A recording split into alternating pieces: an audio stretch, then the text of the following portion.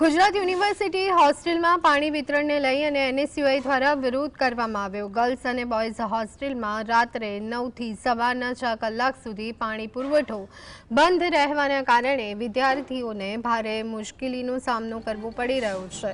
Girls હોસ્ટેલમાં 500 થી વધુ વિદ્યાર્થીનીઓએ આ પરિસ્થિતિ અંગે ફરિયાદ કરી છે।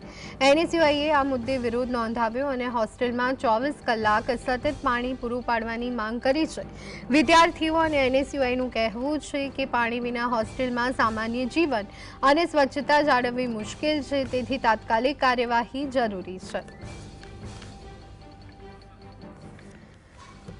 તો હોસ્ટેલમાં અપૂરતી સુવિધાઓના કારણે વિદ્યાર્થીઓમાં ભારે રોષ જોવા મળી રહ્યો છે। તો આ સંદર્ભે એનએસયુઆઈ દ્વારા વિરોધ પણ કરવામાં આવ્યો હતો। હોસ્ટેલમાં 24 કલાક સતત પાણી પૂરું પાડવાની માંગ કરી છે।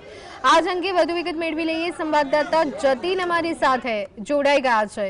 જતીન, ગુજરાત યુનિવર્સિટી હોસ્ટેલમાં પાણી વિતરણને લઈ અને એનએસયુઆઈનો વિરોધ, અપૂરતી સુવિધાઓ અને તેના કારણે વિદ્યાર્થીઓને હાલાકી, શું વિગતો?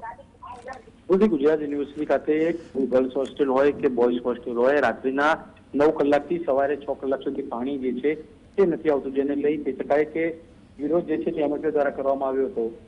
મહત્વની વાત છે કે એનએસયુઆઈ દ્વારા તે રજૂઆત કરવામાં આવી હતી કે સ્પષ્ટપણે પાણી જે છે 24 કલાક આવવું જોઈએ। સાથેમાં જ જો વિદ્યાર્થીઓ દ્વારા ગરમ પાણી માટે કોઈ વ્યવસ્થા કરવામાં આવે છે તો વોર્ડન દ્વારા તેઓને ધમકી જે છે તે આપવામાં આવે છે, નીકાળી દેવાની ધમકી પણ જે છે તે આપવામાં આવે છે। એનએસયુઆઈની સ્પષ્ટ માંગ છે કે આવનારા 15 દિવસ અંદર જો નિરાકરણ નહીં આવે તો ઉગ્રથી ઉગ્ર આંદોલન જે છે તે કરવામાં આવશે, જેને લઈ ગુજરાત યુનિવર્સિટીના વીસી કુલપતિ મિર્ઝા ગુપ્તાનું કહેવું છે કે આગામી 2 મહિનાની અંદર આ પ્રકારનું નિરાકરણ જે છે તે લાવી દેવામાં આવશે।